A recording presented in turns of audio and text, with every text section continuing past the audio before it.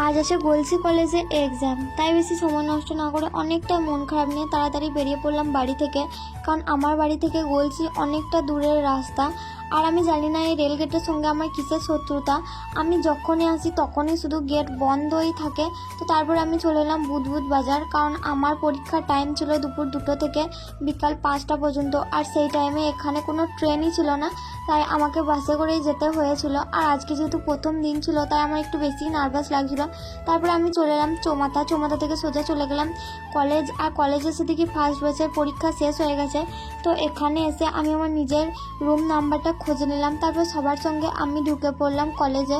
আর কলেজের ভেতরে ঢোকার সময় আমার কী যে একটা ভয় লাগছে। আর আমার রুম ছিল 3তলায়, তো 3তলায় 212 নম্বর রুমে এখানে আমার সিট পড়েছিল। আর এখানে এসে কী যে টেনশন হচ্ছিল সেটা আর বলে বোঝানো যাবে না। টানা 3 ঘন্টা পরীক্ষা দেওয়ার পর তারপরে বেরিয়ে পড়লাম বাইরে। আর আজকে পরীক্ষা আমার মোটামুটি ভালোই হয়েছিল, যতটা টেনশন করছিলাম অতটা টেনশনের কিছুই ছিল না। তো তারপরে আমি কলেজের এই সামনে জায়গায় এসে কিছু ফটো তুলে নিয়েছিলাম। তো তারপরে আমি কলেজ থেকে বেরিয়ে পড়েছিলাম আবারও চৌমাথা যাওয়ার জন্য।